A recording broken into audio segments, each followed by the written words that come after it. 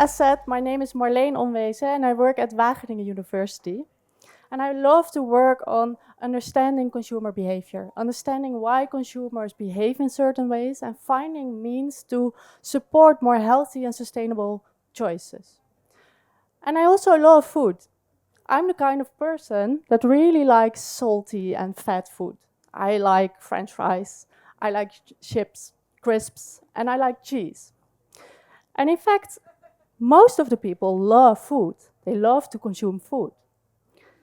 And we all depend on it. So how is it possible that our first associations with the love for food are all kinds of unhealthy foods, all kinds of unsustainable foods, all kinds of guilty pleasure foods? How is it possible that eating sustainable and healthy is so difficult?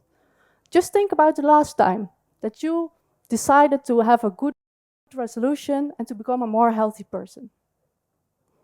Imagine that last time that you formed that intentions and now think about how long it lasted. How long did it take you to just fall back in old habits and eat the sandwich you always eat, say yes to a birthday cake you actually didn't want to consume, or be triggered by all kinds of environmental cues? It is hard to follow a healthy and sustainable diet. It is hard, for example, because it relates to long-term goals and we seek pleasure at the moment. It is hard because the environment triggers all kinds of unhealthy and unsustainable choices. It is hard to follow these healthy and sustainable diets. Though changing diets, changing behavior would be very effective in solving these healthy and sustainable issues around the world. At this moment, about a quarter of the world's emissions comes from food production, and 15% of that is originated from animals. And there are many developments in the world around future diets, for example, the Eat Lancet diet, already stating how sustainability and healthiness can go hand in hand, and stating that we should eat more plant-based and less animal-based foods. At the moment, the problem is behavior, and that's also the solution. My statement today is that consumer behavior forms an essential part of the solution, and that we should really put effort in finding solutions towards changing behavior. We have to find effective, impactful solutions. We have to find interventions that truly fit consumers. Nudging is one example, thanks for already stating it. And already also explaining that consumers are not that rational. Consumers walk to the supermarket and they do not follow their already formed intentions and deliberately think, oh, these are the pros, these are the cons, I'm going to do this. No, we are irrational. We follow our gut feeling, we follow our habits, and we are not always a rational person. Also keep in mind that it's also not just about providing more information and just explaining to consumers how the world works. It's about finding smart solutions that truly fit the underlying problem and that truly fit consumers and the target group. And today I want to highlight 3 examples that show how you can develop effective interventions that truly impact behavior. The first one is about motivations. Just think about unmotivated consumers that will not change their behavior, that, for example, are not willing to reduce their meat consumption. You can provide more alternatives, more meat-based or plant-based alternatives. They're not going to change their behavior because they're not willing to. You have to find means to trigger the motivation. At this moment, about 25% of the consumers uses strategic ignorance. It's a very intriguing concept. These individuals, on the one hand, truly love animals, think they should not be killed for our consumption, they truly have these inner values. On the other hand, they just love to eat meat, and they just love to barbecue. And the intriguing part of these consumers is that at the moment of purchase, at the moment of decision making, they decide to look the other way.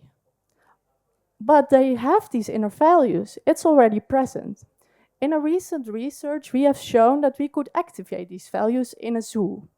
In the canteen of a zoo, We had a very simple intervention. We just had some folders around the canteen which asked the question, do you value animal welfare? Do you think it is important? And we saw that the amount of plant-based burgers sold in the canteen doubled. The second example is about capability. If consumers are not capable to cook or prepare plant-based alternatives, you can produce more alternatives, provide them in the supermarket. They're not knowing what to do with it, and they're not going to change their behavior. Capability is about finding means to make individuals more skilled, to provide them with more recipes, with more cooking skills, and for example, also use novel technologies.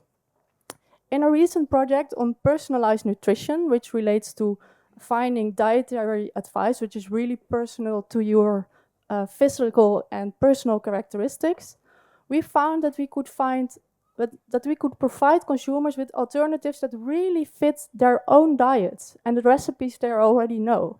And that it showed to be an effective strategy. Oops. that showed to be an effective strategy to really change consumer behavior. The third example is about opportunities. Imagine motivated consumers that are willing to search for plant-based alternatives, but they can't find them. Or think about consumers that are triggered or unconsciously triggered by the environment to make these unhealthy choices. At the moment, the food environment really triggers unhealthy and unsustainable choices.